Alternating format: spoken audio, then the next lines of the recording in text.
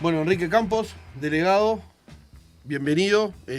Muchas gracias por este ratito con Decano. Por favor, hace días que habíamos tratado de Sí. coordinar y se estaba haciendo difícil poder concretarlo. Un gusto para mí estar aquí. Lo primero que te iba a preguntar es, ¿cómo te hiciste de Nacional y cómo llegaste a la vida política de Nacional? Mirá, son dos preguntas bastante aisladas en el tiempo. Sí. La primera, directamente en mi familia. Mi padre era hincha de Nacional. Herencia. No era un fanático, pero era muy hincha de Nacional. Yo, a los 5 años, después de haber nacido en Montevideo, me fui a vivir a Paysandú, a la ciudad de Paysandú, por el trabajo de mis padres. Y a la distancia un poco, porque en esa época no había tanta llegada inmediata a todo lo que era el producto y nacional, pero sin embargo siempre tuvimos el corazón tricolor. ¿Y cómo llegaste a la vida política del club después? La vida política, yo estuve muchos años jugando y participando en la organización de Nacional Universitario, en la Liga Universitaria. Jugamos muchos años juntos con José de Curnex y el arquero, yo era el líbero del club y con el tiempo, además de ser jugadores, éramos delegados y ayudábamos mucho en la organización, a Rafael Navitarte y a toda la gente que estaba en ese lugar tan lindo que ha sido Nacional Universitario para mí. Y de un día para el otro, cuando José llegó a postularse a la presidencia y obtener la presidencia, un día me llamó y fue muy cómico porque me dijo: Enrique, ¿qué te parece si te propongo como delegado?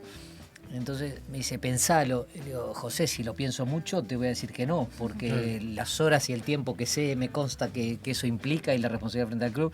Así que charlé con mis hijos, con la familia y prácticamente lo decidí en forma inmediata. ¿Te llegó así, digamos? O sea, no lo esperabas de ninguna manera. No, realmente no. Sabía que José tenía confianza en nuestra competencia, en nuestra responsabilidad y sobre todo en la lealtad con la institución, que es algo que es muy importante para el club mismo, pero incluso para un presidente, ¿no? Saber que tiene alguien que lo que va a defender es justamente las cuestiones atinentes y los intereses del club y no los particulares. Pero aparte un orgullo que José te haya dado ese lugar, porque aparte, más viniendo de cómo es José, un tipo muy serio que todo lo piensa mucho y que haya pensado en vos, es tremendo espaldarazo. Sin duda que sí. Así lo sentí. José es una persona, como vos bien dices, muy enfocado, muy responsable, que obviamente trató dentro de todas sus posibilidades hacer lo mejor para el club. En algunas cosas se logró y en otras cosas no. Y realmente es un reconocimiento que me ha llenado de orgullo. También debo reconocer que muchos años antes, Alejandro Balbi, mi colega, me había sugerido la posibilidad de arrimarnos al club, y yo en ese momento, con hijos más chicos, con determinadas responsabilidades, no lo vi con buen tino en ese momento, justamente por la responsabilidad que implicaba y las horas que uno necesita brindarle. Sí, claro, tenés que... Pero bueno, finalmente se dio y la verdad que ha sido una experiencia de muchos colores, pero siempre rescatable, porque he conocido gente muy, muy importante que ha querido el club. También me he encontrado con, ¿por qué no decirlo?, con mentes en algunos aspectos que no conculcan determinados valores como nosotros creemos que deben existir siempre, y priorizar el club en todo momento por delante. Pero el balance es muy bueno. Aparte, bueno, la confianza que hay en tu trabajo, que ya la gente sabe que Campos es un delegado fuerte. Yo no sé si fuerte, yo lo que soy es muy contundente en mis convencimientos y defiendo mis creencias, defiendo las posturas del club, cuando estoy convencido más aún. En caso de duda trato de buscar la forma que realmente se incline para lo que corresponde hacer y no para las cosas que quizás no correspondan. Y no soy tibio. Claro. No soy tibio cuando se trata de defender al Club Nacional de Fútbol dentro de la legalidad, que no siempre implica no reconocer defectos, o no siempre implica no reconocer hechos que ocurren, o conductas equivocadas. Hay veces simplemente hay que reconocerlas, pero tratar de explicar por qué no corresponde determinada aplicación de normativa excesiva, en fin. Pero contundentes sí, contundentes somos y tratamos de defender dentro de nuestro leal saber y entender los intereses del club como corresponde. Y ya viniendo mucho más acá en el tiempo, estás en unas semanitas de mucho trabajo, ¿no? Sí. Una linda changa te agarraste. Sin la menor duda, fíjate que empezamos allá por el 6 de julio. Sí. 6 de julio fue el día de la final del Clásico del Intermedio, donde ocurrieron hechos lamentables, por supuesto, que tenemos que, antes que nada, poner arriba de la mesa determinadas lesiones que todos sabemos que ocurrieron, obviamente no queridas por el club, ni por ninguna de sus autoridades, ni por nosotros. Evidentemente fue fruto de una alea, pero evidentemente de conductas que rozaron lo delictivo. Entonces de eso hay que ocuparse. Somos convencidos que es prácticamente imposible ir contra la actuación de una persona, porque más allá de determinadas conductas colectivas en cuanto a algún lanzamiento de fuegos de artificio, etcétera, el lanzamiento de la bengala no cabe duda que ha sido un hecho individual. Claro. Y ese hecho individual le está haciendo pagar al club con sanciones realmente duras, pese a lo que se ha dicho por otras tiendas, son muy duras, pero también llevaron a que el otro club fuera sancionado, ¿verdad? Yo creo que estamos equivocados cuando de un club a otro nos atacamos y tratamos de decir el otro hizo cosas y yo no hice nada, como se ha dicho. Claro, negar una realidad que la vimos todos. Creo que eso fue un error manifiesto que llevó a que el otro club también fuera sancionado, porque de alguna manera sube la espuma para ambos lados, cuando lo que hay que tratar es de buscar la aplicación de las normas más benévolas y no que se genere una sanción más con mayor desproporción. Enrique, hablando de este hecho que pasó y un poco de todos los entredichos que han habido, y que todo fue para el lado de Nacional, porque todo lo que pasó, más allá de este hecho puntual de la bengala, pasaron otras cosas, pero todo se focalizó en eso. ¿Crees que un poco el fallo tiene que ver con esa mediatización, esa presión que hubo ahí en los medios? Yo quiero destacar el rol de los integrantes de la comisión disciplinaria y también de la comisión de apelaciones. Son todos, la mayoría son colegas, son hombres de derecho, hay algunos que no son abogados, pero son escribanos, pero están, digamos, en el rubro. Yo descarto que ha existido buena fe, tanto en la comisión disciplinaria como en la comisión de apelaciones. Nosotros hemos discrepado, sí, y se lo hemos dicho primero que nada en la mesa, hablando con ellos, mirándonos a los ojos, y luego por escrito, porque somos convencidos que si hubiera existido determinada coherencia, el fallo no podría haber sido el que fue en cuanto a la sanción de pérdida de 3 puntos, porque hubo un expediente muy reciente de este mismo año 2025, en ocasión del torneo de Apertura 2025 entre Cerro y Peñarol, y allí la comisión disciplinaria hace todo un raconto y establece definiciones de qué significa un hecho manifiestamente grave. Y punto por punto va desmenuzando los hechos que ocurrieron en el estadio de Peñarol, no por hinchas de Peñarol, sino por hinchas de Cerro, y se concluye que es manifiestamente grave. ¿Por qué insisto en esto de manifiestamente grave? Porque eso lo hace aplicar el artículo 5.9.1, que ante partidos concluidos, como fue el nuestro con Peñarol, y en cambio era peor lo de Cerro, porque fue un partido suspendido a los 23 minutos del segundo tiempo, y con 2 o 3 interrupciones de partido previamente, y en aquel caso se consideró manifiestamente grave y la aplicación de ese artículo perdía 1 punto. En cambio, en nuestro caso se estableció que se aplicaba el 5.10, que habla de inusitadamente grave, que es el que prevé la quita de puntos entre 3 y 12. Entonces, yo lo que reclamo es coherencia, si definimos, porque ¿cuál es la diferencia entre tirar un objeto contundente de metal, como son las puntas de las bocas de mangueras de incendio, contra incendio, sobre la cabeza de otra persona que estaba debajo y que le tuvieron que dar 8 puntos, y que el mismo fallo habla de una cuestión, una conducta idónea para matar a una persona, claro, en cuanto a la conducta de una bengala que también es idónea para matar a una persona? Sí. Entonces es exactamente igual la descripción de un hecho, de unos hechos y otros. Entonces no entendí, quizá por ahí viene tu pregunta de si pudiera haber influido la presión mediática o la especie de alarma pública que se generó. Quizá no conscientemente, pero aunque sea inconscientemente puede haber influido en los miembros de la comisión en mantener ese tipo de situaciones. También discrepamos con cuándo y en qué torneo se aplica la sanción de quita de 3 puntos. Porque a nuestro criterio es muy claro el código cuando establece que debe fijarse esa quita, la que fuera, en el mismo torneo de similar naturaleza. Y claramente el torneo intermedio no es de similar naturaleza que la apertura y el clausura, porque primero que se estructuran diferente. Sí. Ustedes saben que el intermedio son 2 grupos, en cambio el clausura son todos contra todos. El clausura tiene idoneidad propia, tiene beneficios propios.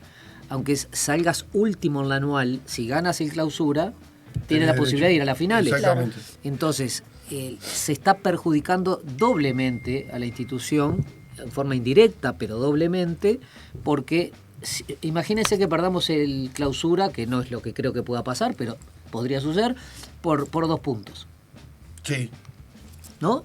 O por los que sean, sí. Con relación a los 3 puntos que nos quitan, ¿no? Sería muy, muy relevante, y en un torneo que, repito, es otro y que da otros beneficios, y no debería aplicarse allí.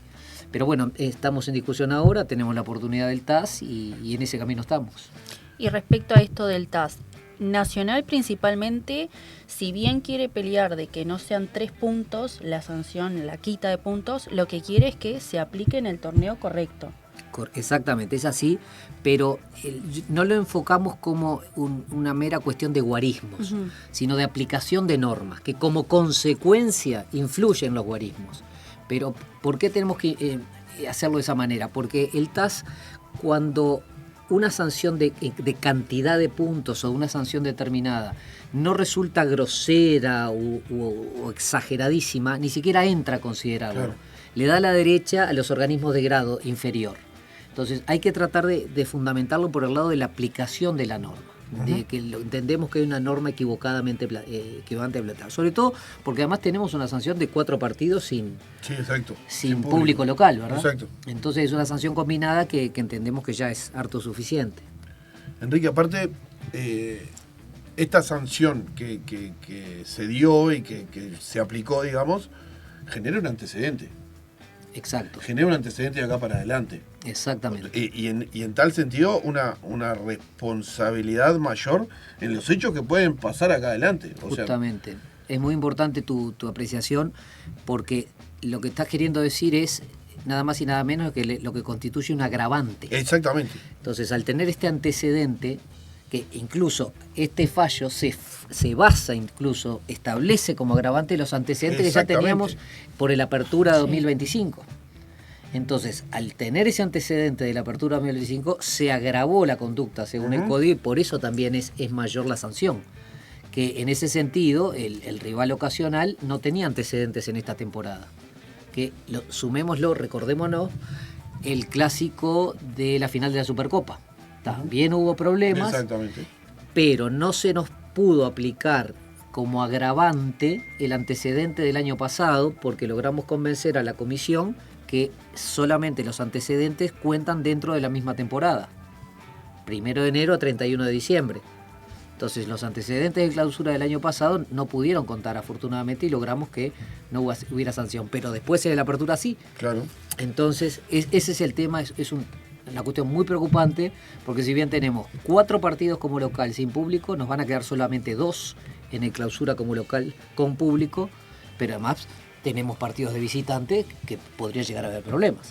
Por eso le pido por favor a nuestra parcialidad que sea lo más cauta y responsable posible para no generar más daño. Eso te iba a decir porque, uno lo que ve con esta norma es que mañana, en cualquier partido donde haya público, ante un mínimo hecho, te tiro un ejemplo, vuela un encendedor, o sea, todo eso que pasó le juega en contra al club, además del hecho en sí. Absolutamente. Primero no hay que hacerlo porque no hay que dañar a nadie, lógicamente, pero ni siquiera de bronca, de nada. Hay que ir con las manos atadas, en una palabra, porque realmente es un peligro. Es increíble cómo nos terminamos complicando nosotros aparte, porque fíjate que la ventaja deportiva lícitamente obtenida en cancha se ha reducido, y bueno, tuvimos un auxilio con la derrota de nuestro tradicional rival el días pasados contra Boston River, pero no podemos ya arriesgar prácticamente nada, ¿no? Ese No. es el punto. En cuanto al fallo, ya hablaste de que no tenés ningún tipo de dudas de tus colegas. A mí lo que me da la impresión es de que se puso una carga demasiado fuerte sobre las personas que tenían que tomar decisiones en base a que o son hinchas de o lo que sea. ¿A vos te parece que un profesional va a quedar pegado, digámoslo, como se dice en el barrio? Absolutamente no. Pero además son cuestiones, son blasfemas, es una difamación, injuria directamente, claro, que se hace por a la eso persona. mismo. Pero además sin base real, eso es lo peor, porque se construyó un relato sin una base real. Porque han habido ocasiones en que esta misma comisión de apelaciones ha rechazado apelaciones de Nacional. Uh-huh. Esta misma comisión de apelaciones ha dictado fallos en favor del Club Atlético Peñarol en reclamos, por ejemplo, hasta económicos, de importancia. ¿Sí? Son profesionales de nota. Es decir, realmente no solamente no les asiste razón con ese agravio gratuito, sino que además los hechos demuestran lo contrario. O sea, que no hay una intención manifiesta de favorecer a determinada institución por el mero hecho de ser parciales o tener afecto por la misma. Es realmente inconcebible, y yo lo he dicho en varias oportunidades. De esa manera lo único que se hace es que se genera violencia. Exactamente. Días atrás, lo que tratamos de evitar, y se supone que vamos a reuniones con el señor ministro, con las autoridades policiales, para tratar de, en conjunto, cambiar o decir esto tiene que ser así o así, y sin embargo fogoneamos más ese tipo de cosas. Exactamente. Días atrás, en una entrevista que tuvimos con Jorge Seré, con Don Superman, él comentaba que había recibido un llamado de un parcial, de un oyente de su programa, donde le decía, justamente hablaba estos HDP que están en la comisión porque son de tal o nos van a cocinar. Y yo le decía a Jorge, ¿a ti te parece que esa persona tiene idea? No. ¿De dónde saca que esas personas van a tener esa actitud? Sacan porque escuchan a los dirigentes de otro club que dicen determinadas cosas que no son verdad. Entonces les llega a la cabeza, no tiene idea de lo que están hablando y lo repite. Pero es que aparte es una especie de círculo perverso donde las declaraciones apuntan siempre a lo mismo. Que los jueces los quieren, digámoslo con términos normales, que los jueces los afanan, sí. que los tribunales están en contra, que la OFE, o sea, todo el mundo está en contra siempre. Pero además es otro relato que no resiste archivo, que no resiste el análisis de los hechos. En los hechos. ¿Cuántos años estuvimos en que nos cobraran un penal en un clásico? No. Son los mismos jueces. Claro. A quienes están atacando de supuesta actitud inmoral, porque además están atacando a los jueces, pero están atacando también a nuestra institución, porque para que alguien haga un favor a la institución tendría que haber eventualmente una contraprestación de alguna manera o algo para que ese juez actuara deslealmente. Entonces tiene que haber dos personas, dos sujetos de derecho. Sí. Entonces realmente es un ataque a los jueces infundado y además a nuestro club. Pero es que estás incitando al odio continuamente. Absolutamente. O sea, al odio al rival, al odio a las personas que están trabajando. Y eso termina en hechos violentos. Se van sucediendo los Como hechos. decías, es un círculo vicioso que es en parte responsabilidad de los dirigentes. No me cabe duda. Que yo pensaba a partir de esto también y de los antecedentes que nos genera y que de nuevo hay que poner el mensaje después en las redes de que cualquier cosa que hagamos va a ser usada a nuestra contra ahora. Absolutamente, hay que tener mucho cuidado. Tiene que llegarle a la gente todo esto. Yo recuerdo cuando los lamentables incidentes por los que fuimos denunciados por algún acto individual que se consideraron hechos racistas. Sí. Y lo explicamos, el club hizo talleres, nosotros en notas trasladamos la importancia que tenía de entender, no solamente que no corresponde por una norma, entender porque son actos que no corresponden a la dignidad humana, y sin embargo, al poco tiempo de vuelta. Sí. Entonces, y no necesariamente gente que pudiera tener determinada limitación intelectual o que pudiera tener falta de formación, que a veces uno puede entender en esos casos, pero no. También sucedió con gente con determinada formación e instrucción. Uh-huh. Entonces, evidentemente hay que insistir, hay que repetirlo, el tema de la violencia, el tema del racismo. Fíjense lo que pasó anoche en Argentina. Es brutal. Es brutal. Entonces, y eso también demuestra que no solamente, también en ese sentido a mí me molesta un poco cuando dicen el fútbol está mal. No es el fútbol, es la sociedad. Es la sociedad. Somos claro. parte de la sociedad, una actividad de entretenimiento que lamentablemente se utiliza por algunos vándalos para otras cosas, ¿no? Es que... Pero sí. que tampoco hay algo que lo frene, porque si bien, a ver, se reunieron los dirigentes de ambos clubes, se reunieron las autoridades, no se llega a un acuerdo, se pasan la pelota entre uno y otro, las medidas que hay no sirven. ¿Qué se hace? Justamente, eso es lo que nosotros hablábamos el otro día, incluso en esa reunión del 9 de julio, si no me equivoco, en el ministerio, que no tenemos que pasarnos facturas, tenemos que al contrario, ponernos todos a la orden y trabajar en un mismo sentido. Claro, hay algo que evidentemente es necesario, que son básicamente dos cosas: educación, Sí. empleo para la gente, sacar de las calles, sacar de la droga, sacar de un montón de actividades ilícitas, que obviamente no es un tema que se pueda arreglar de un día para el otro. Eso es un tema de largo aliento, pero tenemos que los clubes y las autoridades ponernos de acuerdo de cómo ir por una sola línea, una sola senda, ¿no? Es que si alguien piensa que esto se circunscribe solamente al fútbol o al deporte, digámosle, es porque no se pasa por un informativo nunca. Sin duda, sin duda. Es algo social. Desde mi absoluta ignorancia, hoy estaba pensando, y no me quiero olvidar de preguntártelo, ¿qué significa de que desde el ministerio, por ejemplo, se diga que hay un secreto sobre el operativo? Eso implica una disposición reservada cuando, ante pedido de información, de acceso a la información pública, la misma ley que permite ese acceso permite declarar reservadas las investigaciones o los operativos. Más allá que rechine un poco en ese aspecto, tengo que ser claro y que parte de razón asiste. Ajá.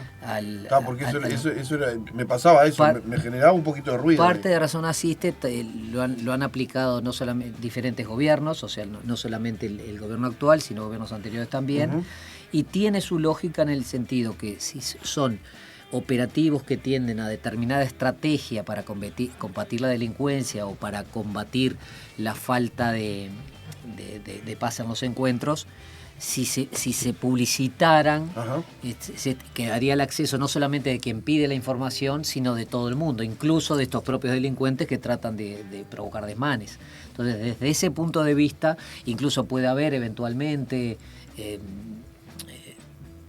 recursos humanos, digamos, que actúan en forma infiltrada, en fin, que se estarían divulgando una serie de elementos que conspiraría contra la propia actuación de la fuerza policial.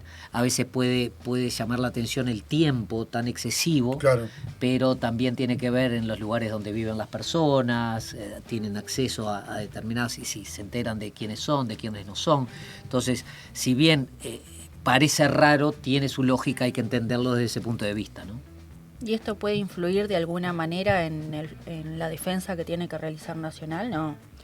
Bueno, de alguna manera sí, porque hay una norma en nuestro código disciplinario que establece que si el club puede identificar a la persona que hubiera cometido un ilícito, puede lograr hasta la exoneración de responsabilidad. Y en este caso, si bien nosotros comparecimos ante Fiscalía y tratamos de acceder a la carpeta fiscal, no con la idea de ir a buscar la primicia, sino todo lo contrario, obtener elementos para contribuir y también poder nosotros identificar a la persona. Y la Fiscalía ha entendido que solamente los que tienen acceso a su investigación es la víctima directa, en este caso el policía lesionado, y los denunciantes o los investigadores, y pretende, justamente para no entorpecer supuestamente la investigación, no ha permitido el acceso a la carpeta fiscal en su momento, ¿no? Entonces eso de alguna manera sí contribuyó en forma negativa a la voluntad. Podría ser parte de la carga probatoria en el caso. Sí, sin duda, justamente a eso apuntábamos, y que nosotros tratamos de demostrar, y con eso lo demostramos, que no es que no hubo voluntad ni iniciativa probatoria del club para tratar de identificar a la persona. Todo lo contrario, pero no contábamos con los medios adecuados. Es que aparte, siendo que nos consta a todos de que todo el tema de la violencia y las cosas que suceden es un hecho que está instalado en la sociedad, el ministerio insiste con esa cosa de no participar de los operativos, de que no podemos entrar a la cancha, pero a su vez a los clubes se les obliga, o sea, vos sos parte del club, a los clubes se les obliga a tener una seguridad privada que sale muy costoso, millones de dólares, pero no está capacitada pero que a su vez no pueden accionar porque no están limitados por ley. Exacto. No tienen determinada competencia que sí tiene la policía. Exacto. Entonces al final no terminás solucionando ninguna de las partes. Es más, si hoy o mañana sucede algo en la cancha y un guardia de seguridad por alguna razón agarra a alguien o lo que sea y se cae, se lastima o algo, sos pasible de denuncias. Totalmente, es así. Entonces nos tenemos que hacer cargo de algo que no podemos solucionar, nos sale carísimo y encima nos suspenden. Sí, sale carísimo y termina siendo ineficaz. Claro, exacto. Que es lo peor, ¿verdad? Porque si al menos, aún con un costo alto, eso implicara tener solucionado el tema, notable, bienvenido. Pero realmente se hace muy cuesta arriba, ¿no? ¿Hay antecedentes de quita de 3 puntos en los últimos años? No ha habido. Anteriormente es la primera vez en mucho tiempo y entendemos que a veces las comisiones disciplinarias tienen la tendencia a tratar de dar lo que se llama un fallo ejemplarizante. Claro. Y yo siempre discrepo con esa actitud, porque la función de una comisión disciplinaria no es dar ejemplo de nada, es aplicar la norma que corresponde al caso concreto. Exacto. Los ejemplos, la educación, Exacto. o el gobierno, o las redes sociales, en el buen sentido, para publicitarle, pero los organismos jurisdiccionales, tanto en lo deportivo como en el Poder Judicial, no tienen que dar ejemplo de nada, tienen que aplicar la norma que corresponda. Nada más. Pero a veces cometemos el error nosotros mismos cuando decimos, tienen que dictar un fallo ejemplarizante para que esto no vuelva a pasar. No es la función. Y ahora, Enrique, vamos a ir al TAS. Sí, de hecho ya fuimos. Bien. ¿Cuánto puede demorar el TAS? Meses. Sí. Ustedes recuerden el caso que inició Cerro Largo. Exactamente, por eso mismo te decía, o sea, puede terminar el clausura. Exacto. Y el fallo todavía no está. Sí, exacto, pero dentro de la petición que se ha realizado eso justamente, que se tenga en cuenta que tiene sentido la resolución del TAS si se dicta antes de que empiecen las finales de este año, porque si no queda sin objeto la reclamación. Y aspiramos a que eso se pueda cumplir. De nuevo con lo mismo. Todo termina, o sea, además de los puntos, etcétera, todo termina costando. ¿Cuánto nos sale el TAS? Bueno, como mínimo, el TAS es un tribunal internacional del deporte. El TAS se va a integrar con 3 árbitros. Y cada árbitro creo que tiene un costo de aproximadamente 20.000 francos suizos, que son $20.000 más o menos. Creo que está un poco a la par el franco suizo con el dólar, más los gastos que puede tener de asesoramiento técnico legal, que también, además de nuestra participación, van a intervenir abogados, en este caso brasileros, que actuaron junto con nosotros en el caso de Cerro Largo también. Rondaría cerca de los $100.000 capaz. Y quizás sí, aproximadamente. Quizás sí. Eso es una realidad que puede suceder. ¿Qué esperamos de ese fallo? O sea, ¿qué buscamos? ¿Qué es lo esperable? Y lo esperable es que, primero que nada, que el TAS pueda comprender nuestros argumentos, que los entienda procesables.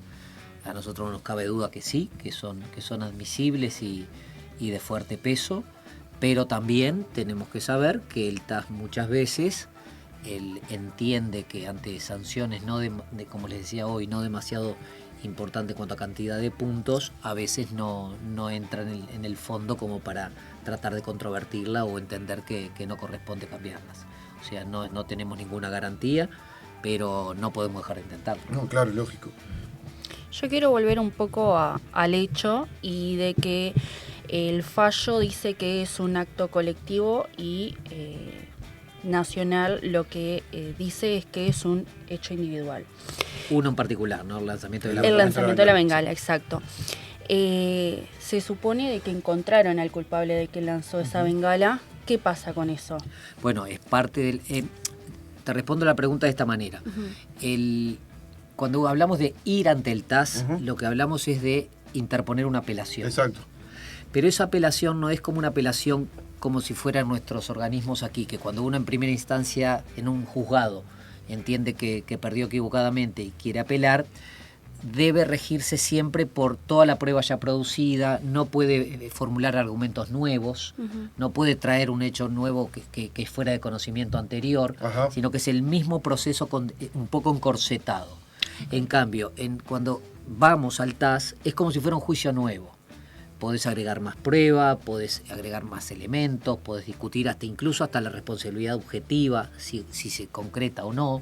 Es decir, realmente es de más amplio espectro ir ante el TAS. Entonces, en ese sentido, lo que se pretende es que haya una revisión más completa de lo sucedido y se puede acceder a más argumentos y a más fundamentación jurídica incluso. Y esos jurados, digamos, que componen el TAS, o sea, el club, por ejemplo, ¿se entera quién son? O sea, funciona de esta manera. Como les dije, son 3 árbitros. Un club propone uno y la parte apelada, que en este caso es la AUF, la parte apelada, a quien van a dar traslado de la apelación es la AUF, designa otro árbitro y entre ellos un tercero. Mirá. Y necesariamente son supongo que tienen que ser internacionales, de cierto renombre. Sí, porque aparte están en una lista son árbitros que no es que cualquiera va y se dice yo soy árbitro, no, están dentro de una lista del Tribunal Arbitral Internacional, que dentro de ese espectro de la lista se puede establecer. Por ejemplo, en el caso con Cerro Largo, nosotros propusimos a un árbitro argentino. Cerro Largo había propuesto a un árbitro paraguayo, si no me equivoco, y finalmente estuvo también un colombiano. Todos abogados de nota, de trayectoria, de experiencia, que aseguran transparencia en el tema, ¿no? De parte del club, ¿quién trabajó en todo el proceso? ¿Vos, los otros? Hasta ahora, principalmente yo, con el auxilio, por supuesto, y siempre importante de Hernán Marcuez, de nuestro querido Hernán. Básicamente nosotros dos, y con el auxilio también del resto de la delegación, el escribano Adolfo Orellano y el escribano Gonzalo Bertín. Siempre es bueno que lean, que más de una persona lea y diga, esto no me suena, esto me rechina. Entonces realmente en ese sentido es muy importante. Y ni que hablar de Hernán, que siempre está dispuesto a colaborar también. Sí, pues aparte la figura de Hernán es tan especial que sin duda. Cuando uno le dicen, estuvo Hernán, bueno, está, vamos arriba. Sí, muchas veces discutimos con Hernán, y eso es bueno también. Claro. Porque a veces, y yo siempre recuerdo, con él nos reímos, cuando el asunto con Cerro Largo, que a mí me preguntaban, en definitiva, concurrió a la directiva, me dice, bueno, ¿tenemos un caso o no tenemos? Que es lo que siempre plantea. Y Hernán en ese momento me decía que no, y yo le decía, sí por tal cosa, sí por tal cosa. Entonces yo lo tuve que convencer para traerlo a él al ruedo. Y después que lo traje al ruedo, él estaba más convencido que yo. Estuvo muy cómico esa experiencia, estuvo muy bueno. Enrique. Me quedé pensando en lo de Hernán.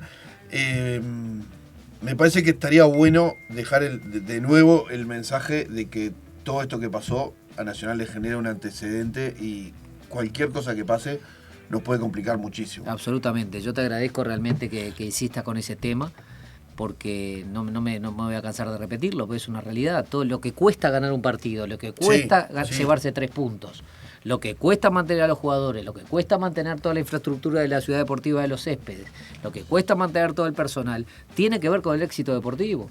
Entonces, si ese éxito deportivo se ve mancillado por los propios enemigos que tenemos dentro, por favor, entonces seamos cautos, seamos prudentes, velemos por si vemos que alguien va a cometer algún hecho que pueda perjudicarnos, frenarlo a tiempo.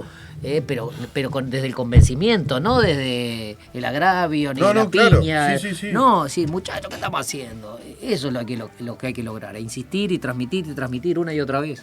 Y que se entienda, porque, bueno, hoy hablabas de los hechos de violencia que se dieron en el Partido Independiente, que fueron Una masacre. Pero fueron generados mismo por la gente que arengaba a que sucedieran. Sí. Que es una cosa, que es una cuestión increíble, o sea, y que hay que frenarlo. Absolutamente. Pero ahí en nuestro país, dentro de mi limitación, porque obviamente no soy ningún idóneo, al contrario, soy un ignorante como en el aspecto de la seguridad, yo cada vez estoy más convencido que debemos buscar la manera para que la policía ingrese. Yo sé, escuché atentamente a quien aprecio mucho, al señor ministro, al doctor Carlos Negro, tiene una gran experiencia, sabe de lo que está hablando, pero yo creo que tenemos que tratar de convencerlos y buscar la forma que la policía realmente pueda ingresar a los escenarios. Yo creo que tiene que haber una forma, de hecho hay experiencias internacionales que así lo avalan.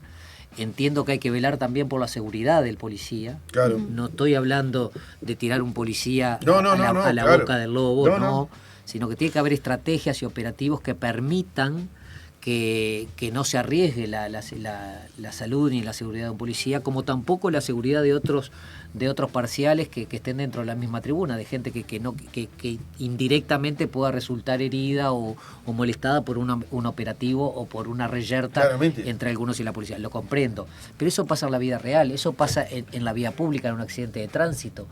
Hace un tiempo, lamentablemente, tuve que asistir a una familia porque habían chocado dos vehículos y uno de esos vehículos terminó atropellando a un peatón que estaba en la vereda.